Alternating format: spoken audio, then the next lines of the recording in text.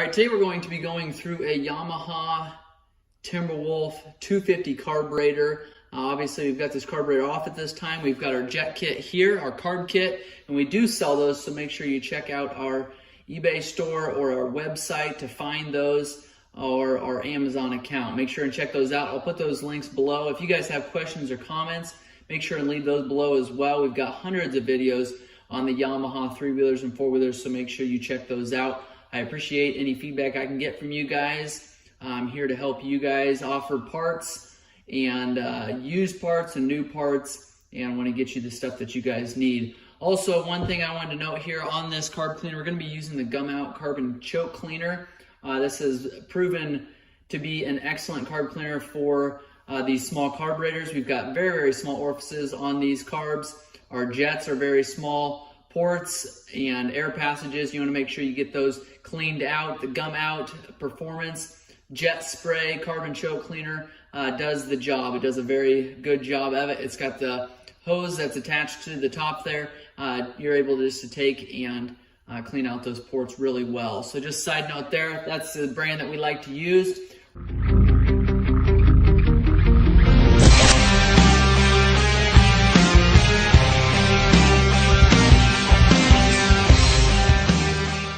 All right, like I said, we've got this carburetor kit here. We're gonna actually go and set this aside so that we don't get any kind of fuel or carbon choke cleaner on our new parts. When I go to install these, I'll show you what we're using, how to install them. But for now, I'm gonna take it out of the way so that we can clean this without getting any kind of cleaner on these parts. The main reason why we do that, there's small O-rings in here, there's a gasket right here, and if we get fuel or carbon choke cleaner on these parts, it just breaks them down somewhat. I know obviously they're used in a carburetor, so they shouldn't break down, but the gasket is not necessarily touching fuel, the O-rings are not necessarily touching fuel, so we just want to make sure that we eliminate any issues. So setting that aside, we obviously have the carburetor off. The throttle cable that comes in through this top cap here is obviously unattached from the carburetor at this time. So I'm going to show you what happens when you pull this cap off. And typically, if your carburetor is still on the 4-wheeler or the 3-wheeler, you're going to, when you pull this cap off there, all of this is going to come together. It's not going to let me do that very well. So this is all going to stay together because your throttle cable runs down through the spring, through the rubber gasket that's at top, goes all the way down and goes into that port there. Now, to remove your cable, what I like to do is take and push this down as far as I can, and then take and pull this spring up as far as I can. Now we're going to take and push that cable down. It's going to take and pull it out of that little groove right there that it's in.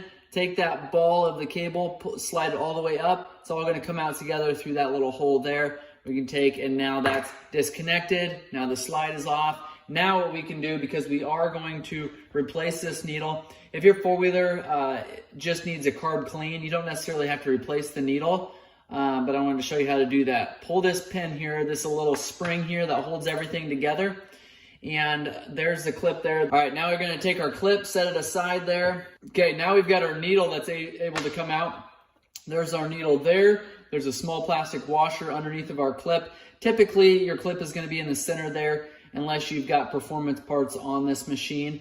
You can just assume that it's going to be in the center. What that's doing, and I'll show you a little bit later when we get down into this carburetor, when you're full throttle, that clip or this needle is all the way up, allowing the most amount of fuel to run through your main jet. So I'll show you that here in a little bit. But there's your slide. Inspect it, make sure it's in good condition. I'm going to drop our needle back down there. To replace your needle, obviously take this one out, grab your clips that's in your carb kit, stick it back into the place that it needs to be, and that's how you replace it. Pretty easy job. Now, replacing the spring again, just set it down in there. You can use your pinky if it's small enough, slide it down in there. That holds the needle in. Now that needle's not going anywhere. So, done with that for now. Now we're going to flip this carburetor over. Before we do that, I want to show you here, this is your idle adjust. Now in our carb kit, you will get an idle adjust screw.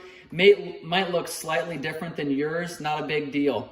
Should come with a spring as well as a washer, and I'll start dumping some of these parts out now. Okay, there's the parts in our carb kit. Forgot the gasket. Most important part here probably. There's our gasket. So if you're removing your idle adjust, unscrew this, not a tough deal. take it, unscrew it. You don't really have to pay attention to where this is at because you're gonna reset this. Okay, we've got a spring, we've got a small O-ring here.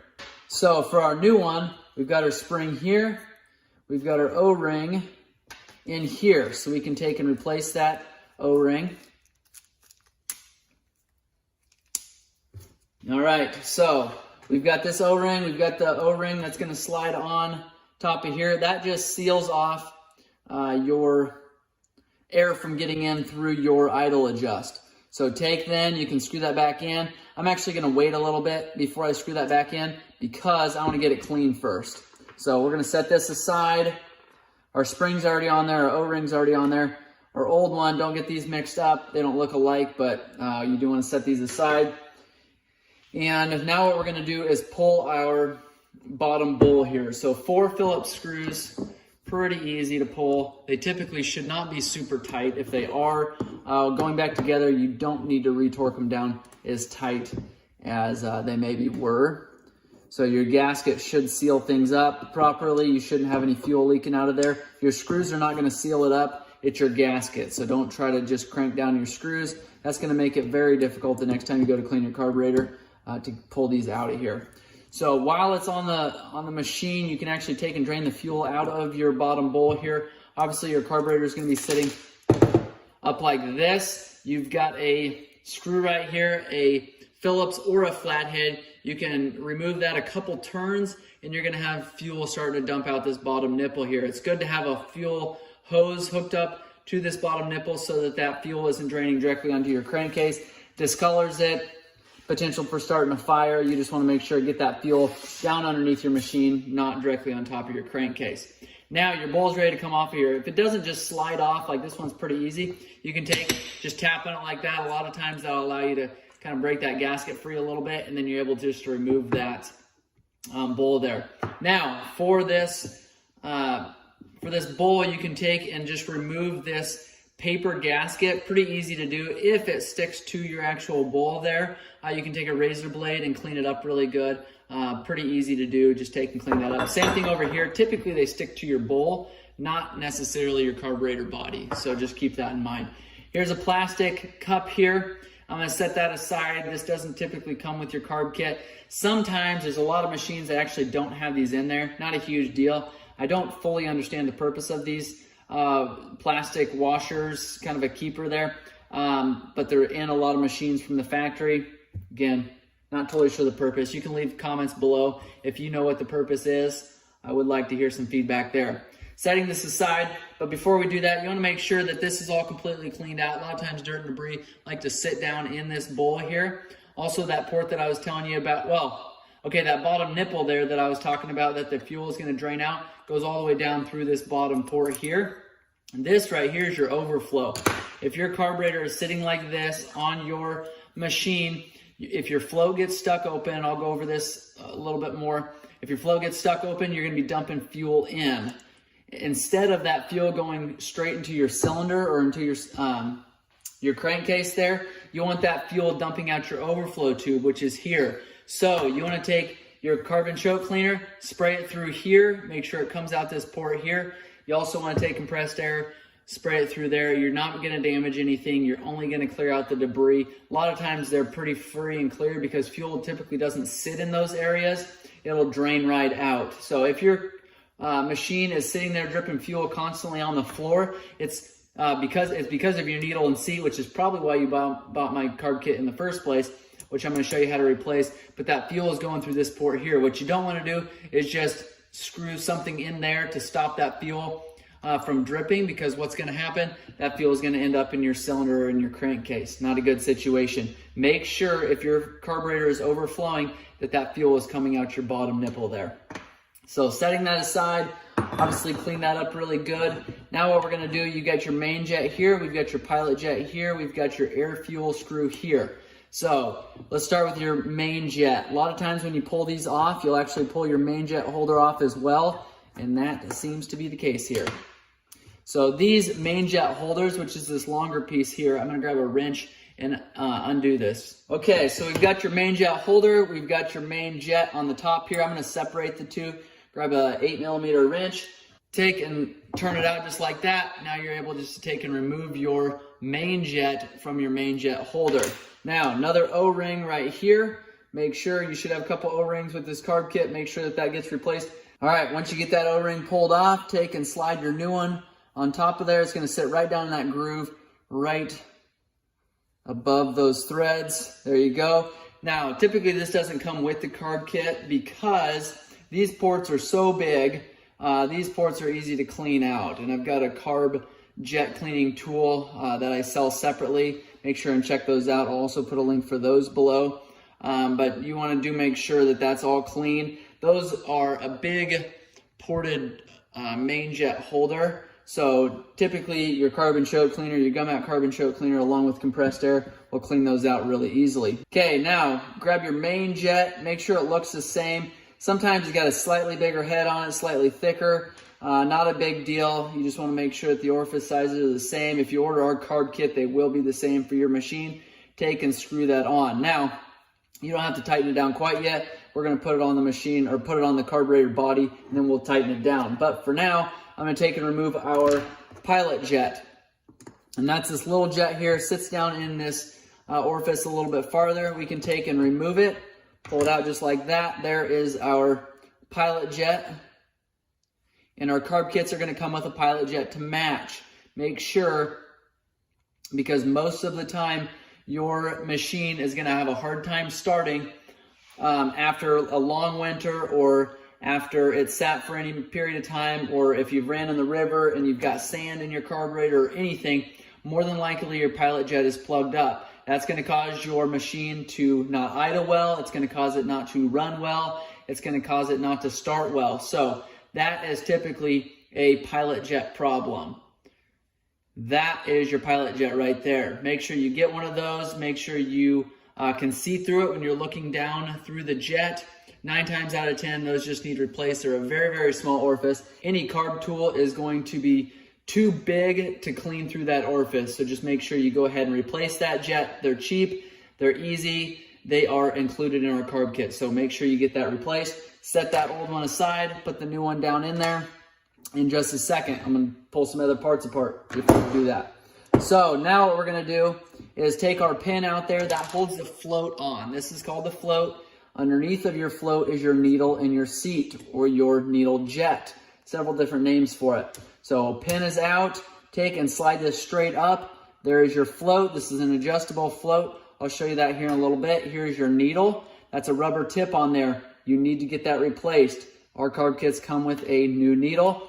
Here is your seat. So needle and seat, or your needle valve, whatever you want to call it, is right there. To remove your needle valve, the actual valve part of it that's down there, you grab a small Phillips screwdriver. Grabbing our Phillips screwdriver here, we're going to take and loosen this little Phillips screw up, and we're going to lift this plate straight up. What that plate does is hold your valve in place. I'm going to turn it so you can see it there. So keeping that together there so we don't make sure and lose anything, we're going to take and actually just pull our valve straight up. And a lot of times, because of the O-ring on the bottom, these are a little snug to pull up and out of there, so you might have to do a little twist and a little turning. Go ahead and pull it up. You can see there, most of these, if you've got fuel that's dripping on your floor over time, or even just you shut your machine off, it continues to drip, here is going to be your problem. This gets wallered out. It gets to be the square shape. It should be round. Because of the constant wear up and down of that needle valve that looks like this, it's going to wear this out. This is a brass piece. This is aluminum. This is going to wear out. This is going to wear out, and then they won't fit right. These come with our carb kit. They look like this. So a lot of times they'll come in a separate bag from the rest of your carb kit because they don't want these getting damaged. Now, to get the new one in there, you want to make sure this is all cleaned out. Before we do that, what you want to do is take your gum out carbon choke cleaner, spray it in all your orifices here, make sure it's completely cleaned out. Take carbon choke cleaner, then take compressed air, blow through it. You also want to take carbon choke cleaner, blow through this port here. That's where your fuel comes in. It runs down this port, out your needle valve that we just removed, into your carburetor. You're going to give it throttle. Your needle's going to come up. your fuel is gonna go up through this port here, up into your venturi of your carburetor. That fuel is gonna get shot or sucked into your motor because of the air flowing through here. That is what is gonna make your machine run. You wanna make sure that all these ports are cleaned out. Some of these are fuel, some of these are air, and you need those ports cleaned out. Take carbon choke cleaner, spray it down through here.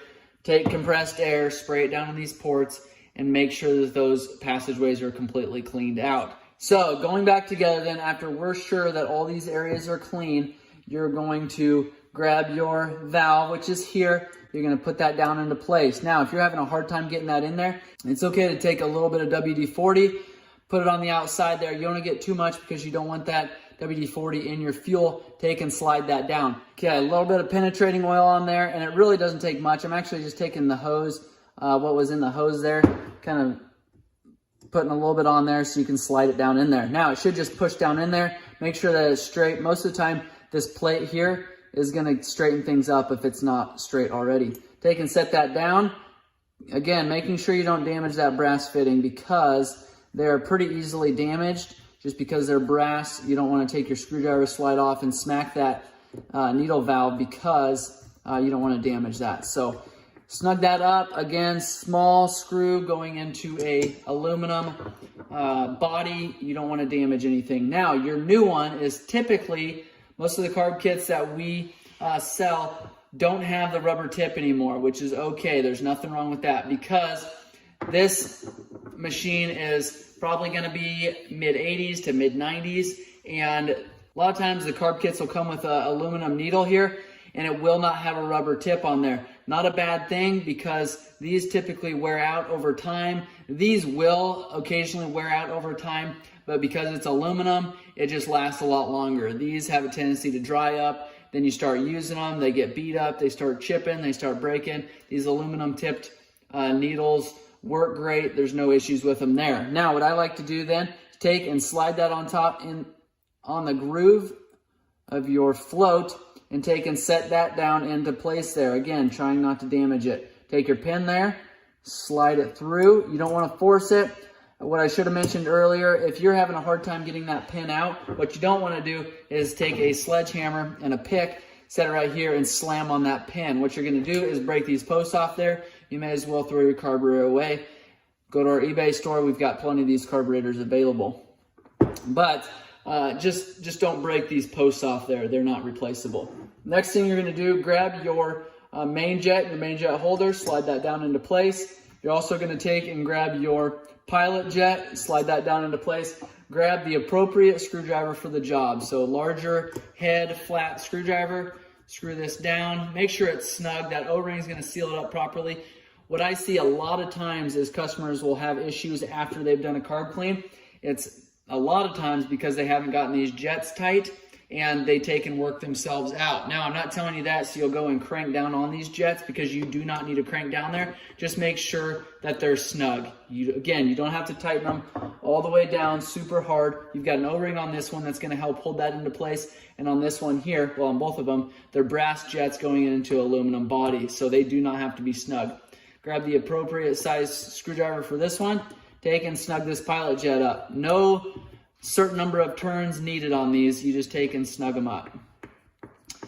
Next, we're going to go to our air fuel screw. Now, before you remove this screw, what you want to do is take and count the number of turns out it was. So the way that you're going to do that is count the number of turns in you go until it's completely seated. We've got half, 1.5, 2.5, 2.5, which is about right. Typically they're between 2 and 2.5. Now we can take and remove this. There's going to be a couple parts on here that we can replace. Now again, this is kind of the same as the idle screw. Because fuel isn't technically touching these areas here, it's not something that a lot of times wears out. So there is your air fuel screw. I don't want to get these mixed up here. I'm going to slide those over. There's your air fuel screw. Down in here is going to be a spring and a washer and an O-ring. And a lot of times that O-ring will stay in place. Now, if you're going to take and remove these, you want to grab a pick with a small hook on there. You're going to take and go down through that port there. And be really careful you don't scratch up the sidewalls here. There is your washer, very small washer. and then next is going to be your O-ring. And this is going to be the one that can be damaged by removing it. And a lot of times we don't even actually replace these because they just don't go bad, and you run a greater risk of damaging this port here than you do actually your O-ring sealing. But I'm already too far gone here. I'm going to try to get it removed for you. So got it worked up there. The thing is, these are slightly bigger than this port, so they won't just fall out typically. But when you run them through an ultrasonic cleaner like we like to do, a lot of times that'll slightly shrink some of these O-rings and cause them to fall out. We are getting close here. All right, we can take and hook it with our pick, pull it up out of there just like that. Okay, now we've got our O-ring, we've got our small washer, we've got our small spring. Those will be in your carb kits that you order from us. So washer, or O-ring, washer, and there is our washer. So now going back together, the opposite order: spring, washer, and O-ring. Those are all replaced, all good to go. Now what I like to do is take and set it up this way, then we'll take our carburetor and actually set it down on top of this. And the reason why we do that is because I don't want those parts falling off of there. And then when you're taking and screwing this down, I don't want you to be bending O-rings or washers because it fell out of place there. You want to take and snug it up all the way down. And this is where it helps to know how many turns out you were. So we'll do half a turn, 1.5, 2. And we are all set there. All right, we've got the bowl off of here, our bowl gasket, which is this, and it's just a paper gasket. A couple different ways you can do this. Set this down into the spot for it here. Make sure that it seats into place there, and it kind of sits in a groove. Again, most of the time it sticks onto the bowl here. You just want to make sure that that's all cleaned up before going back together. Before we put our bowl on, we take and set that plastic spacer there, our plastic washer, set that down in place. That shouldn't get in the way of anything. We'll take and push this down into place, and then we can grab our 4 Phillips screws, put those into place, and snug these up. All right, got that bowl tightened up there. Now, a couple last things for your choke assembly here. Plunger, spring, cap, and cable runs through all of it. Going back together, make sure that that plunger is in good condition. We do sell the plungers and the cables and the caps on our website and on our eBay. Make sure you check those out. You can take and slide that down, put that into place there. There's your choke lever there. So some models are going to be slightly different than that, but that's the way this one looks. And to replace that plunger, just scoot this spring back. You can slide it off just like that. Now getting it back on, sometimes a little bit greater challenge. And to do that, what I would do is unwrap this cable, take your fingernail, slide this spring back, and then slide that into place there. And your cable is just gonna sit in that groove there. Pretty simple. It's a lot easier to do when this cable's unwound, so I'm not gonna do it for you right now. The other thing that I wanted to show you, putting this cap back on. Again, if your cable's already through there, you do want to make sure that it is already through there if you're going to take and put this back on the machine. But there is a rubber gasket that comes with our carb kits. Make sure you place that. It's important that that's sealed up properly. And take and put that on into place there. There's 2 ways that this slide can go down. You want to make sure that the larger area here actually is what sits on your idle adjust screw here, which we don't have in quite yet, but slide that down, and it's not gonna fit all the way down into place if that's not in the right way. What's gonna happen is, and I'll have customers email because they have this problem wondering what's wrong with their machine, they'll put it in the wrong way. Well, then it gets held up because it can't go all the way down because your idle screw is in there. So then you start your machine with your slide open like this. You start that machine, and your machine is going to be really high RPMs because it's acting like your throttle is stuck open, which it is. So you want to make sure you get that in the right position, turn it to where it's correctly there so it sits down. It should be shut about like that. Now our idle screw is going to turn it up or down slightly depending on where you need it, depending on riding conditions and everything else. But to start, make sure it's all the way down. Then you want to make sure your machine is warmed up before you adjust that idle. And last thing here, you want to take and replace your idle adjust, which is here, and I've showed you the order of how that goes on there. Okay, now we'll just take and screw that in, and again, we don't have to go super far quite yet until we get this on the machine, get it started up, get it warmed up, and then we can adjust it. You just want to adjust it quarter turn or so at a time. That way you're not revving that machine clear up. So that is turned in there. Should slide in and out fairly easily when you turn it. If it doesn't, maybe you've got this, I don't know what's wrong with you if it doesn't. So we'll take now, put our slide in there. Also make sure your needle goes down into your bowl area there. If it doesn't, it's gonna push everything up. You're gonna have a hard time getting your spring on there and your cap. And there is our rubber gasket there.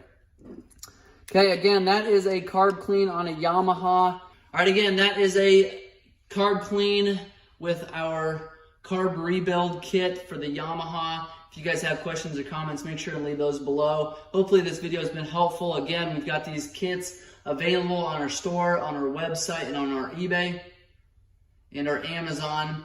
Also, check out our large amount of inventory for power sports. We've got all kinds of parts listed on eBay. Check those out. All right, we have completely gone through and cleaned and rebuilt the carburetor on this Yamaha. If you guys have questions or comments, make sure and leave those in the comment section below. Give us a thumbs up if this video has been helpful.